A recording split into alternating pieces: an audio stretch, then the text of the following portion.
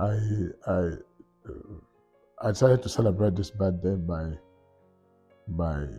reaching out to those students in schools, my children in schools in Sokoto, in Kano, Zaria, Jos, Bauchi, Adamawa, uh, Ibadan, Imo, Enugu, Cross River, many of them. I said to myself, listen, what you should do, just take this token of allowance and give to each and every child in school. Let them celebrate. Let them celebrate and thank God for my life. And I said, okay, pay all the over 1,000 workers, give them 25% addition to their salary just to celebrate.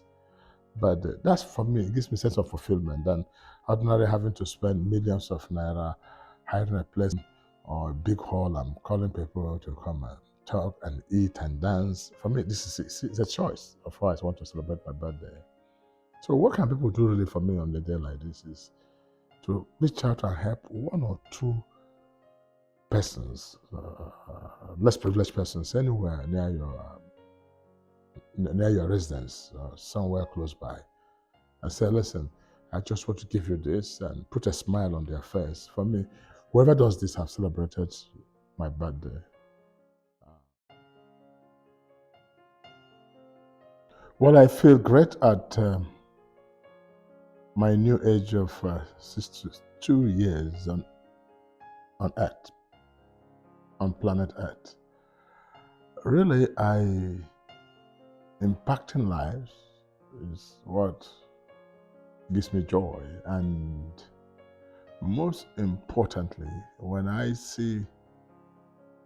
have opportunity of uplifting the life of the downtrodden or those people that are facing difficulties of life, this is what gives me joy. And this is who I am, and it makes a whole world of difference for me. So I'm grateful to God for using me as an instrument of blessing unto many, which has been my prayer, and which has been my vow or contract with God, that in any way God blesses me, I will bless others. And any way He honors me, I will honor others, knowing that on my own I can do nothing, but I can do all things through God who giveth me the strength. So at 62, I feel fulfilled. I feel great. I have that rare privilege from God to have a good home, good children, thousands of children. So I'm living a fulfilled life. And life is all about what you think, whether you have fulfilled your purpose on earth. That's what is called life. So at this point, I will consider myself very, very privileged by God to do what I do. If God has not allowed me to envision this, I wouldn't even do it in the first place. All of a sudden, I found myself a father of thousands of children, different tribes of different religions, different countries, and they call me daddy. That alone is my joy. Today we have my children from different parts of African countries. I have from Lesotho, Gambia, Guinea-Conakry, Guinea-Bissau, Sierra Leone, Congo, Ethiopia, Nigeria, and many of these African countries. And if I want to go back to school now to speak Swahili, I can speak Swahili, I can speak Portuguese, I can speak different languages of Africa. But the unique thing about that particular Rochas Foundation College of Africa is about bringing nations together, Africa together under one roof. And I always imagine the kind of unity that I see among these children, and love, the bond is beyond human expectation. This is where I think that in Rochas Foundation College of Africa, religion is no longer an issue. Tribe is no longer an issue. Class is no longer an issue. Everyone is working together like members of one family. And this is what I think is really very unique, more or less a practical African Union. And interestingly, what is bringing them together is something that is the problem of Africa, which is poverty.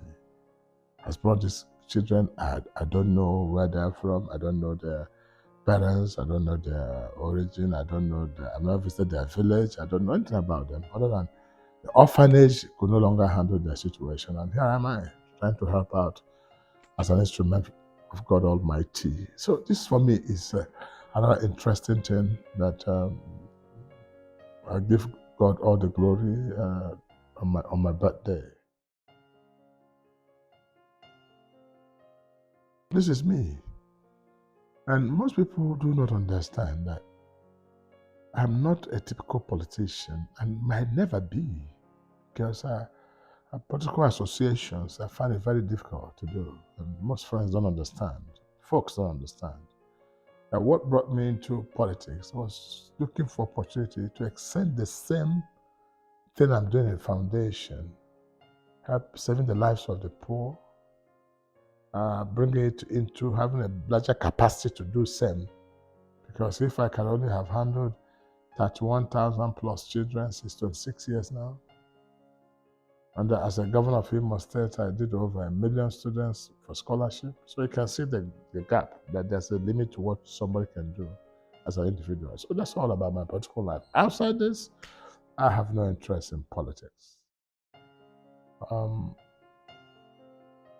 Maybe we have wondered how we're able to keep on going, and funding this Rochas foundations, schools, and thousands of children. But this is something I consider still a mystery for me, because if I can say how the salaries are paid, the feedings are done, and all this, it's something unimaginable for me. But I think I'm just being that crazy man doing something I don't even know how it's working out, and it's working for the past 26 years, and graduates have come out, doctors, lawyers, engineers, and computer scientists. Everything has come out of this great God's own project, which I call the Rochas Foundation. And still I cannot, but there's no single dime, not even $1, that has been a contribution from any organization anywhere in the world. Many people have said to me, listen, you can't just do this alone. You need to go and socialize somewhere and write to this great World Health, World Bank, UNICEF, and this foundation, that foundation. I said, this Rochas Foundation is completely structured differently from any other foundation that exists out there, because we have not received any support from anyone, not even $1 anywhere since inception 26 years ago. And it's been going on. So why? So it's a spiritual thing for me. And I said to my children, I said, you must maintain this as a contract with God Almighty. When I said, bless me that I may bless others. And any day the foundation can no longer fund itself, it means that God himself has said, no, I don't want to go with this foundation anymore. But as long as we're alive, the foundation will be going on by the grace of God. And so many mysteries and miracles have taken place, if I must speak along that line, such as for the past 26 years, we're grateful to God that we have not lost a soul. This is very uncommon, that we hear children go back to holidays, school, coming back, accidents are recorded, and we'll be enjoying this God's grace over these times. So it's a unique place. And believe me, I have right deep down inside my spirit that these children will change the story of Africa one day, and change the story of Nigeria one day. And I pray God Almighty that I will see a bit of it or see all of it, as the case may be. So that is to you. Well, I like like, what do I like actually? I think I like, what do I like? I like seeing that people around me are happy. I like to see that I want to be there for people as much as I can, but sometimes it weighs me down.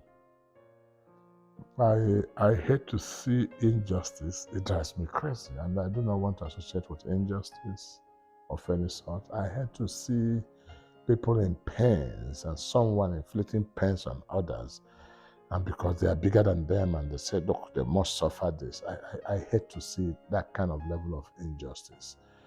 Sometimes I get myself into trouble trying to fight for people what does not really concern me. So these are some of the life I live, and most of the time I'm hardly misunderstood by many, which I don't know.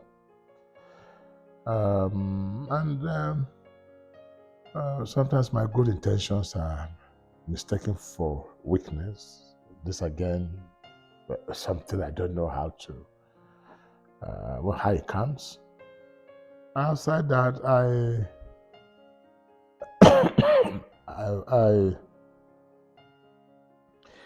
moving forward in life, I do have plans to focus on this Rochas Foundation. I'm making sure that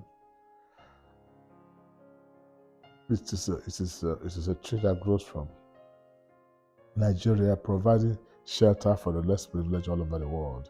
This is my intention. This is what I think God giving me opportunity would be. I love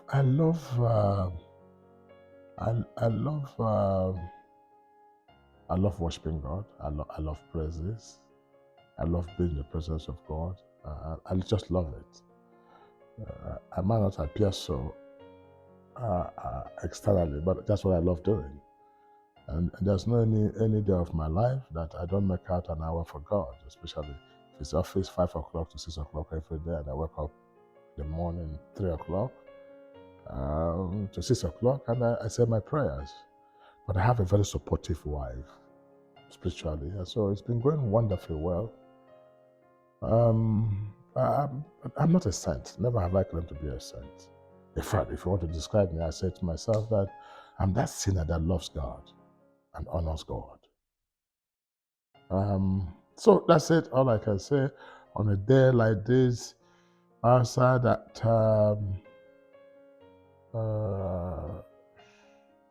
some of the things that I want to do, I can't do them, and it's not. I don't find it interesting.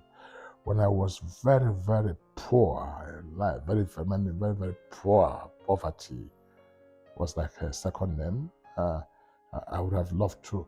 I love to eat good food, good meat, good chicken, and all these things. And now here I'm privileged. Say, I have to watch my weight. I have to watch this. I have to do this. So, hey, is life that fair? I don't know. You have to judge. Thank you. Just to change one thing, what would that be? Change injustice. Change injustice for justice.